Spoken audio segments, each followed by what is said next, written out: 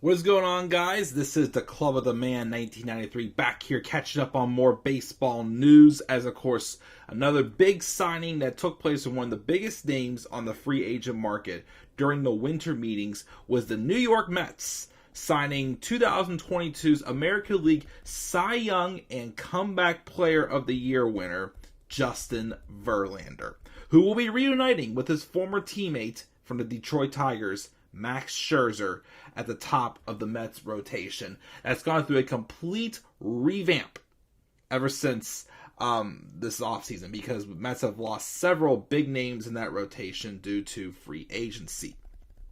Verlander signs a 2-year contract with a vesting option for 2025. He's guaranteed $86.66 million, and if Verlander pitches 140 innings in 2024, he will have a $35 million player option for 2025.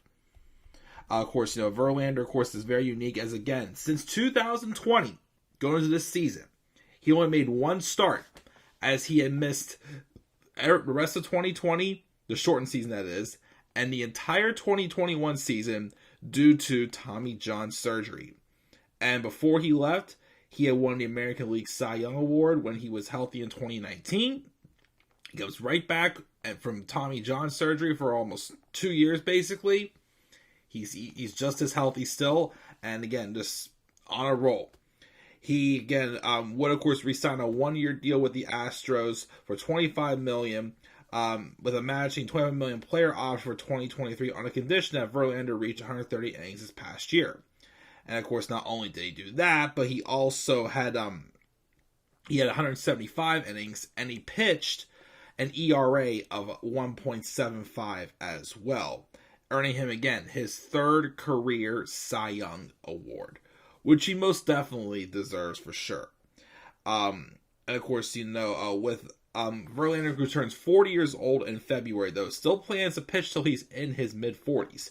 So he could be gunning for 300 wins. I think he has, 242 right now. If he pitches at least, I say if he pitches 3 more solid years at least, and pitches into his mid-40s, he could get to 300 wins. And I kind of hope he gets 300 wins. He already got the 3,000 strikeouts. He has, no-hitter and a perfect game, I think. He's an MVP winner for sure as well. He's got the resume, basically, to be a Hall of Famer. And, of course, he could, put another exclamation point on it if he can get the 300 wins, which would be nice. The last time I think we got was Randy Johnson. And we were told back then it was going to be a long time since we saw another 300-win pitcher. And I think if Verlander does stay healthy, does continue to pitch well, because again, especially with the Tigers, towards the end you can tell he was starting to. He wasn't horrible. He was starting to kind of fall off the horse a little bit. But ever since he got traded to the Astros, his career just got revived, and he's just even better than he was when he was with the Tigers for sure. Of course, again, he does reunite with his former teammate Max Scherzer in this in the start rotation, who had signed a 3-year deal with the Mets a year ago, and he was going to his age 37 season as well. Again, the Mets, of course, had lost Jacob deGrom, Chris Bassett, and Taijuan Walker to the open market, but again, they already have gotten Justin Verlander. I believe they were also going after Carlos Rondon. They have signed, I forgot who else they just signed recently as well. It's someone I'm not too familiar with. But they've done a good job replacing those names in that rotation. The Astros, though, will be okay without Verlander. They have Framber Valdez, Lance McCullers Jr., Christian Javier, Luis Garcia, Jose Urquidy, and Hunter Brown, of course, as well. And, of course, they have a strong reliever in Rafael Montero. They had this re-sign. And he also has added in Jose Abreu at first base. So, of course, that would put, Verlander and Scherzer towards the top, with Carlos Carrasco right behind them. And most likely spots for the 4th and 5th is David Peterson and Tyler Megill as well. Although they are still in the running for probably the biggest pitcher still on the free agent market is former Giants pitcher Carlos Rondon, who's looking for a 6 or 7 year deal. The Mets are still, gambling for him.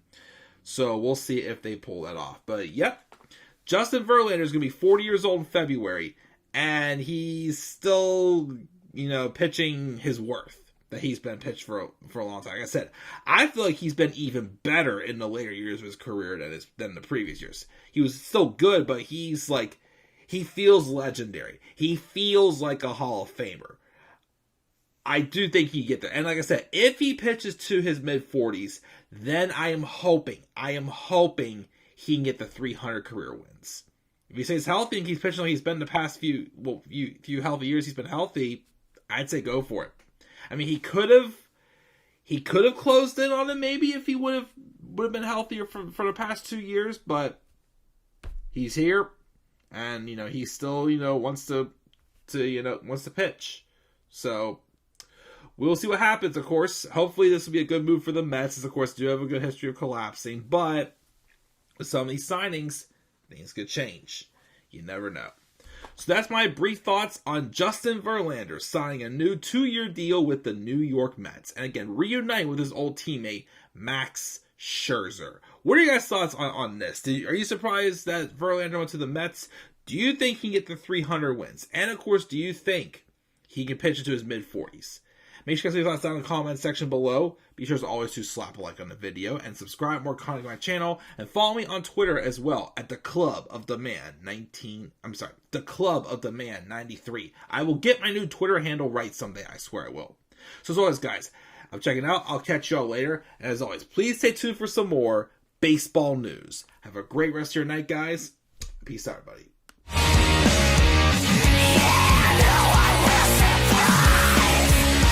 No